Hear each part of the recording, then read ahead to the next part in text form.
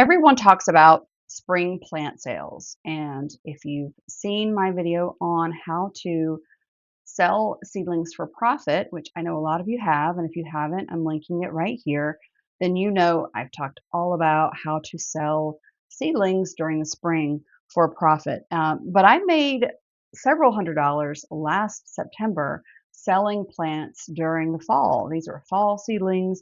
And that really helped augment the money that I made. And in a lot of ways, it was easier to sell than fall plants. And so today, I'm sharing my exact fall seedling formula that's going to let you make money from selling seedlings, not just once a year, but twice a year. And you can start these soon. As a matter of fact, it's July 14th when I'm filming this. So you are maybe a little bit, maybe a couple of your weeks are gone, but you still have time to buckle down and get some of these fast growing, especially leafy greens started. And so this is the fall edition, and we're selling fall plants from home. This is my exact process for selling fall seedlings for a profit. So welcome back to Growing the Good Life. I'm your host, Michelle Roberts, and like I said, I talk about turning your gardening skills into real profit in my other spring seedling video. And while everyone else is putting their gardens to bed right now, it's been hot. If you are getting a ton of rain, then you're dealing with fungal issues. If you haven't gotten any rain, then you're dealing with dying plants, shriveling up. And it's hot, it's humid, and it's really frustrating when you're not getting rain or you're getting too much rain. It feels like, when it rains, it pours. And that's what we've been dealing with recently. And so fall gardening is actually really huge. And if you can come to market in your neighborhood with your fellow gardeners and you have a seedling product to sell them that's right on time for them, they're really going to love it because chances are their spring garden is on its last legs. It is in really bad shape. It's doing poorly, and they're frustrated. And if you can come to market with a product that gives them the plants they need at the time they need it, you're giving them another lease on life in terms of their garden. You're giving their garden another lease on life. Right at the right time, you're probably going to breathe some wind into their sails. So that's what we want. That's what we want for them. So this is your opportunity. So while a lot of the garden centers have switched over to mums or selling pumpkins, you can come forward with some seedlings, some fall seedlings to sell. And so I want to walk you through how I do it. I've done it several years in a row now, and I think it's great. I love fall gardening. I live in zone 8A, where we do have a lot amount of time that we can devote to fall gardening. But no matter what you can do, a lot of these fall gardening opportunities exist because the greens are very cold tolerant. Most of the plants I'm going to be talking about with you today can be planted out in the cold weather and can take a frost. So let's get into this. We'll talk about exactly why. Oh, before we do that, this is a tray of collards. These are various collards that I grew. This is an entire tray. This is probably, from the looks of it, is a 72 cell tray full of different varieties of collards. I will usually do bunching collards. I'll do Vates type collards, Morris heading collards, a lot of Georgia Creole collards, just different varieties just to try them out. And so collards are something that are really good, and they are better in the fall. They taste better, they're sweeter, the cooler temperatures turn some of that starch into the plant into sugar because it helps to keep it, acts as kind of a natural antifreeze. So your plants are trying to stay alive, they're trying to stay, unfrozen, and so that starch turning to sugar makes those things taste sweeter. So it makes all those products taste sweeter. Any carrots that you still have in the ground, they all sort of behave the same way in the fall and winter. And so fall really gives you the opportunity to give your fellow gardeners a second chance. A lot of people have gotten very excited about gardening recently, and I love that for them, for us. It's just great for everyone. But what happens is in the spring, we start plants like broccoli and maybe radishes or kale or other items like that. And what happens is those plants cannot take super high temperatures and they bolt very quickly. And so a lot of your new gardeners get frustrated because those plants have bolted on them. Whereas in the fall, your temperatures are generally getting cooler and cooler. And so you have an opportunity now to give those gardeners a second chance on their spring, and those spring crops, they will find if they can plant them from you because they've bought your seedlings, they will have success in the fall and it will change their life because they will finally have broccoli, cauliflower that doesn't bolt and doesn't taste bitter. Even if they can get a harvest off of it, sometimes these things taste bitter. So you're going to be able to give them something that's going to give them a new lease on life. They're going to love it. They're going to look at fall differently. So that's what this is. This is just a tray of collards. And honestly, all in, this tray of collards, my goodness, I mean, there are 70 plants in this tray. The seeds are super cheap. I think probably all in terms of the cost of goods is probably $1.50 to $2 maybe for this.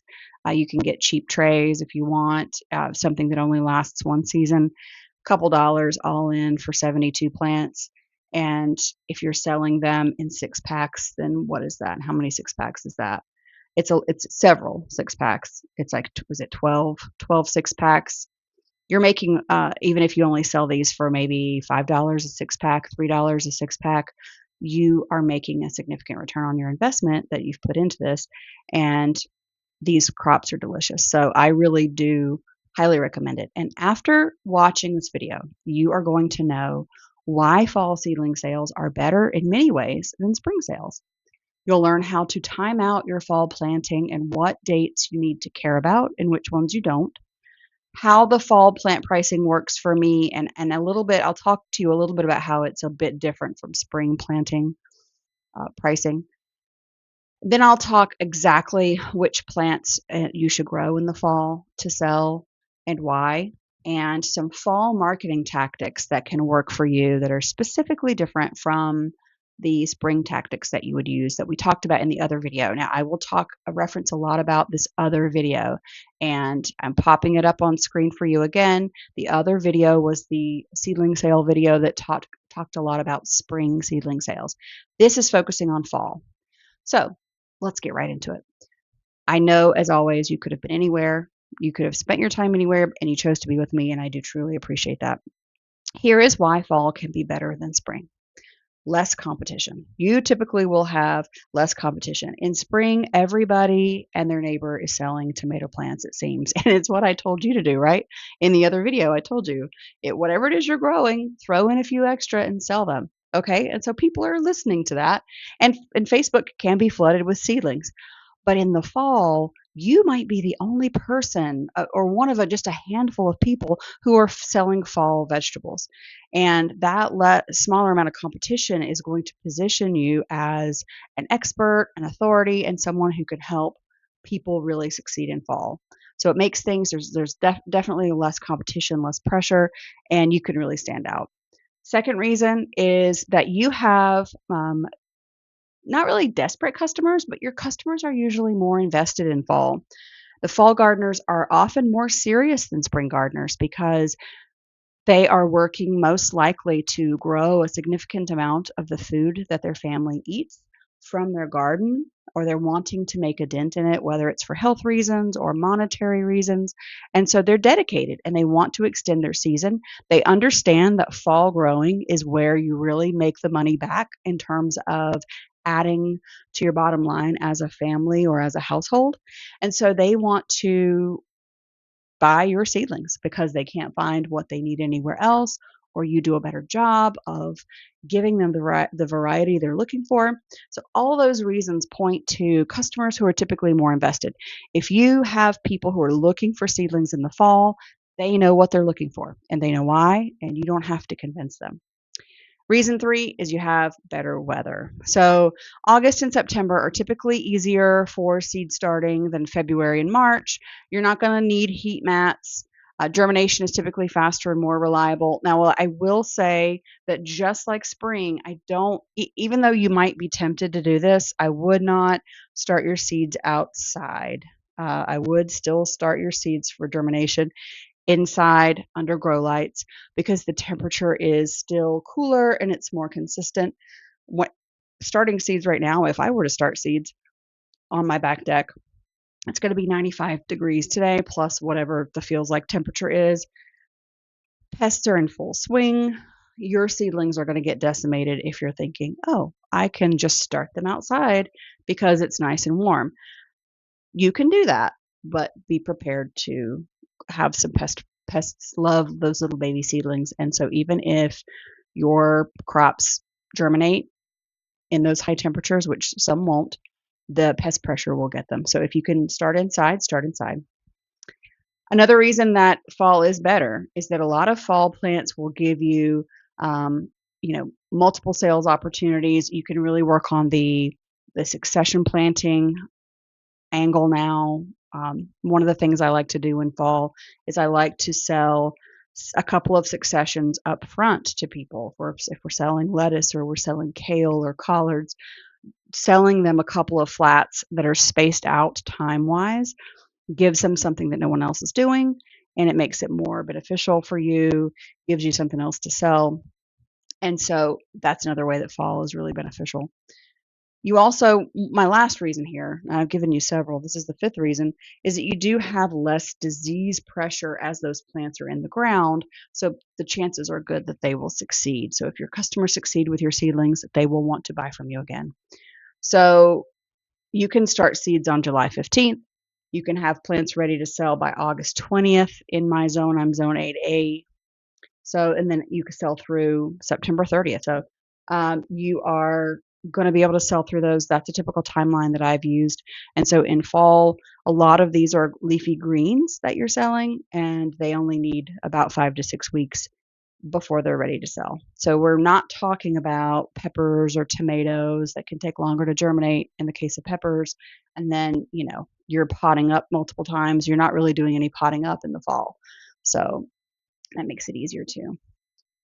So let's talk about how to choose your fall plant selection. Now, I kind of have a loose formula that I like to use, and I'll tell you why.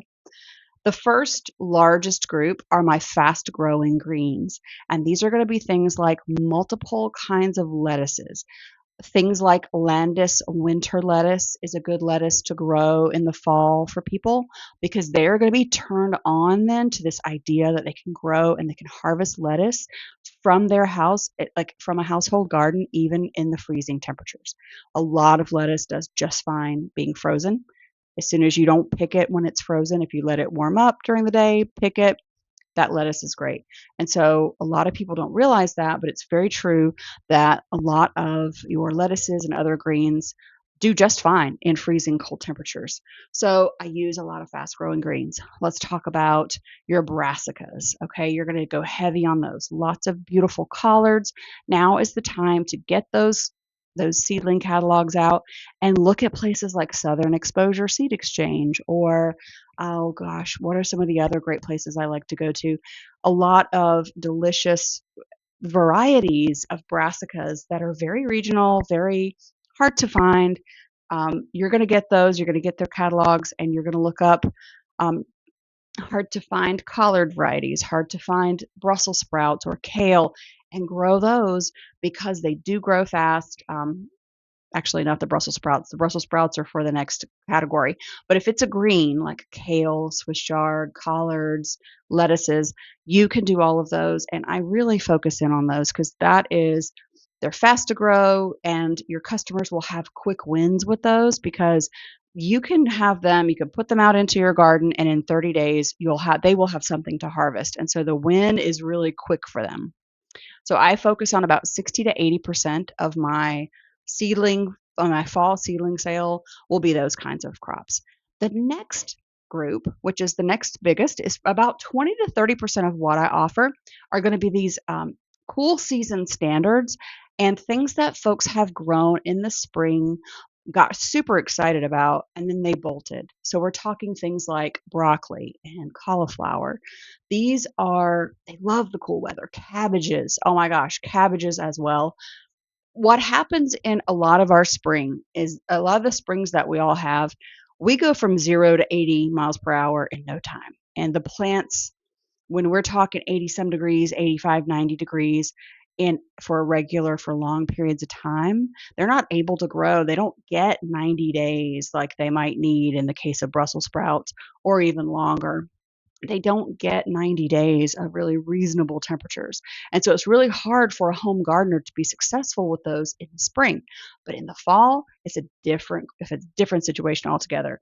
And so you really can help your neighbors with your marketing. Listen, did your spring cabbage bolt? Did your spring cauliflower and broccoli bolt, and you still want those Brussels sprouts and you don't know where to go? I've got you covered. Here's what I'm offering. So you're going to offer those cool season standards like cauliflower, broccoli, Brussels sprouts, all of those good things that actually love the cold weather. You're going to help your customers succeed with those, and they're going to love you forever. So that's the second biggest group of plants that I decide to select. That's about 20 to 30%. And finally, the third category is uh, specialty items. So these are things like herbs for fall, cilantro, parsley, chives, dill. Dill hates the really hot weather, and so it can bolt really quickly and give you something that just doesn't work for you. And so herbs for fall that do well in the fall are going to be what we plant here. Any kind of specialty lettuce that you might like is another category, and then also any kind of succession plantings that you want to do. Like if you want to sell several six packs, you can get your customers to buy into this idea that you're going to give them a certain number of six packs up front, and then every 2 weeks they will be able to purchase or be able to swing by and pick up two more. However you have it structured, it's up to you. But the fact is that succession planting these will work for fall because your temperatures are getting cooler and they're not getting hotter. So chances are they aren't going to bolt on you. So here's the key to this. I don't want you to worry about growing everything. I don't want you to feel like, oh, okay, so if I'm doing lettuce, I have to have an oak leaf and a deer tongue, and I've got to have a speckled lettuce, and I've got to have romaine and iceberg. Don't hurt yourself like that. Don't knock yourself out. Pick 6 to 8 total varieties. You can pick 3 lettuce varieties, a couple of greens, like Asian greens, for example, could be premium in your area. Then grab a few collards that you want to try or that you already love, and then a couple of those specialty herbs and things. That gives your customers the opportunity to try different things. It allows you to also get really good at doing those and really good at growing them without overwhelming yourself. So that's how to choose your varieties. And here you can see I've got some of my little fall babies. These are my Brussels sprouts here on the left. Just trucking, they're under low tunnels. I buy my low tunnels. Oh shoot, where do I get them from? Who makes the paper pots? The Paper Pot Co. That's a handy name. Paper Pot Co. is where I get my low tunnels that I use to cover my brassicas for winter. So I cover my collards, as you can see on the right, and on the left, I cover my Brussels sprouts.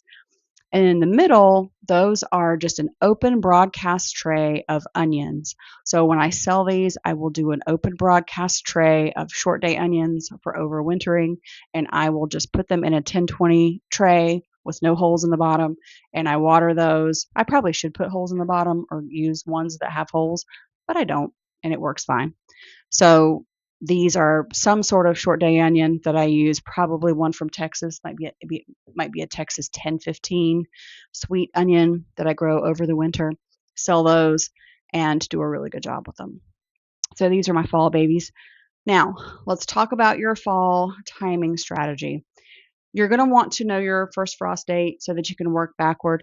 Not so much that it's not because the frost will kill these plants, because we've said before they won't, but I want you to just calculate backwards from that, because that's what most people understand. Most people have the date in their head of their first frost date. So let's work with what they're already comfortable with, even though you and I both know now that these plants are not going to die if they get frozen or if they have a light frost or even a pretty substantial frost. So I want you to calculate backwards from harvest to the transplant date. So you're going to know your days to harvest. In general, most of your days to harvest don't change that much from variety to variety. I sell yellow cabbage collards, and I do Morris heading collards, and I sell Vates collards and other Georgia Creole collards, and they're right around 55 to 60 days to mature to full size.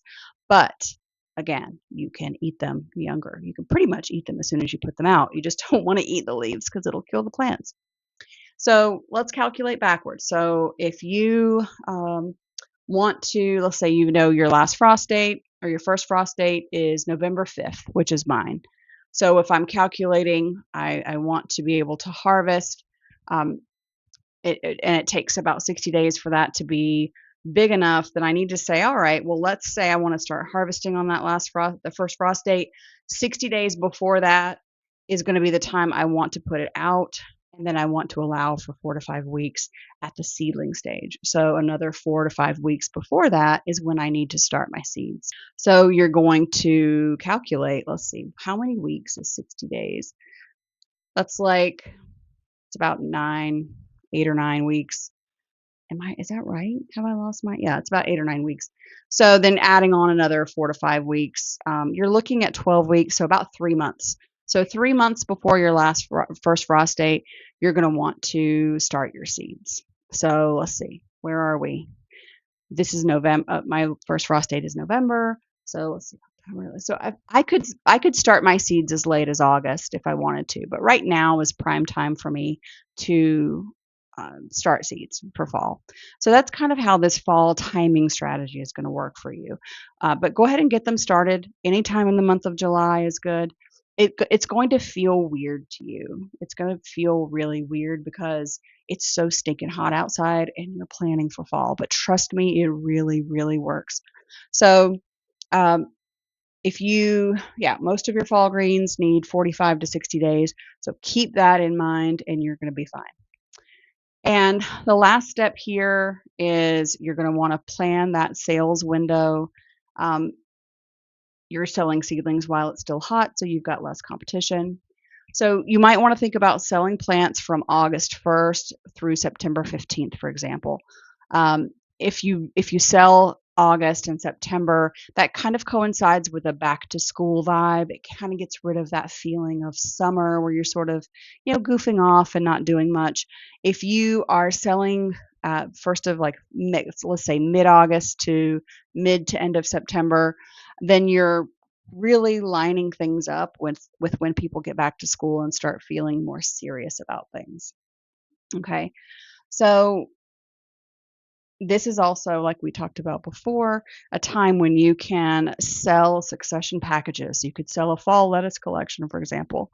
You could have 4 plants, each of 3 varieties. You can plant them out 2 weeks apart, and then you sell let's say you sell the full collection for $30 or whatever.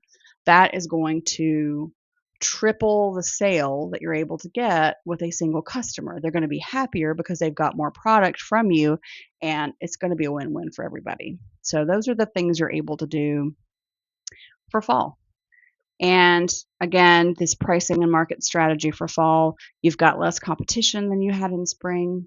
There's a bit of a higher urgency too. Winter is kind of a natural end in your customers' minds, and that creates urgency. I'll say again, we know now that your plants aren't going to die because of your first frost date, but that winter sort of, first frost date, things are dying off. It creates this urgency in their mind that makes them want to go ahead and pull the trigger on buying some seedlings from you. So let's get into, this is my simple sales strategy here. This is the same for fall as it is for summer, though I will say that for spring, you are doing more pricing for individual plants, like individual tomatoes, peppers, eggplant, things like that. Whereas in the fall, you're going to be using a lot more 4-packs or 6-packs. That's how you're going to sell your greens, because you want people to have several plants in that 6-pack so that it really makes sense for them to buy it. So you're also going to be dealing with fall seeds, and the fall seeds are so much less expensive than your summer seeds. Some of the folks have commented on some of my videos saying, hey, I can't get this seedling pricing to work because I'm using specialty tomato seeds. you're going to love this about fall. The fall seeds are cheaper. You are going to be able to buy a packet of seeds of collards, for example. A specialty pack of collard seeds might set you back $4, but there'll be 500 seeds. So you really are able to sow, 10 or 12 plants in a 6 pack and really make money off of that, selling it at $2, $3, $4. Your customer feels like they're getting a great deal because they are. They couldn't get this anywhere else. They got it from you, and you are selling it at a profit to yourself. So this same simple pricing formula is going to work for you. You're going to take the cost of all your inputs, multiply that by 3. Now that's your break even point. And then I want you to double that to get the average dollar amount to charge. You can go lower, you can go a little higher, but multiplying the cost of your inputs by 3 is going to get you at your break even point. And selling less than that break even point is you not making a profit at all. And so we want your business to be sustainable. We want you to stay in business. I don't want you to get burnt out. And having a business costs money. There are a lot of inputs that you have to take care of. If you scale this business, you have insurance needs to think about, or other types of expenses. So I don't want you to get burnt out and quit. So we're going to use the same formula, but just know that for a lot of your fall crops, you'll be using 4 packs and 6 packs, and sometimes a full tray, right? Like sometimes people want to be able to buy a full tray from you. I have sold full trays, and I think if I sold like a full tray for 10 or 15 bucks for collards, and that was like 50 or 70 plants. They were tickled. I was tickled. It was great for all of us. So this is the formula that works. It still works for fall, just like it worked for spring.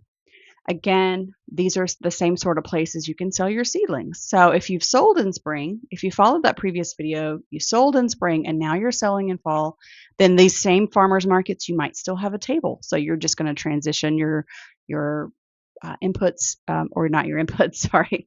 You're going to transition your inventory from spring, summer seedlings into fall. You're also going to look up at a lot of your pop-ups and festivals. Like our local neighborhood has an apple butter festival. We have a liver mush festival. We have like so many different things. So just take a look still, the fall festivals. Every community, it seems like, has a fall festival. Roadside stands, Facebook Marketplace. Facebook Marketplace is killer. It's a great place. And here are some marketing messages that can work. We're wrapping this up. We're getting you some marketing messages that can work specifically for fall. So for an example, Facebook Marketplace.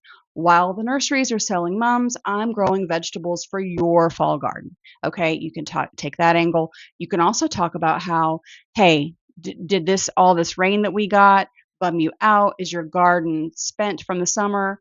Totally understandable. It's not your fault. I've got your fall revamp. I've got tons of seedlings for you to try. Get these in your garden and you're still going to be able to salvage your garden season, right? Like you're playing on their emotions. They wanted their garden to do well. It didn't turn out, but here you are, you're saving the day. So on local Facebook groups, you're going to stress that you carry varieties that aren't found at big box retailers. Now, you do want to go to those retailers and those places to see what they carry because you might be pleasantly surprised. And so you're going to start teasing soon. If you have an existing business or you know you want to do this, you're going to start teasing in mid-July on some local Facebook groups. And another angle that's going to work for you, I think, is the fall garden education angle. A lot of gardeners don't know that they can succeed in fall. And so you are going to educate them in your marketing. And on a Facebook post in a group, you might say, did you know that fall is actually the best time to grow lettuce and spinach? The cooler weather makes them sweeter, prevents bolting. Talk about what you have. And when you're seen as an educator and you present yourself that way, people are going to realize that you're a resource for them and that you're with them all year round.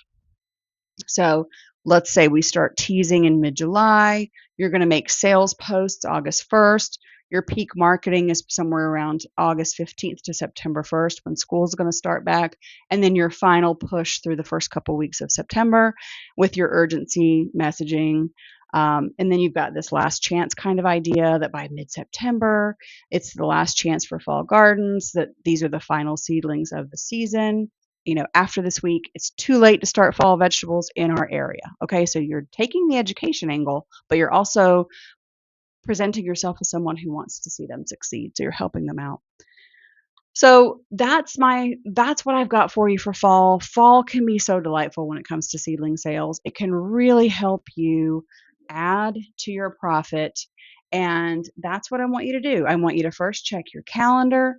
I want you, if you're watching this around mid-July when it comes out, you can do these fall seedlings. If it's later than that, just start planning for next year. If it's later than that, watch this other seedling video that I'll link above, and you can start those plans and then transition into fall.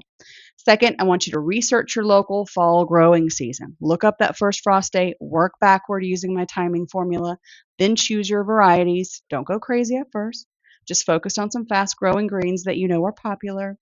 And then you're going to test the market. You're going to post in local groups, ask who's interested in fall vegetable plants, and then start small. But I want you to start because I think you're going to love this.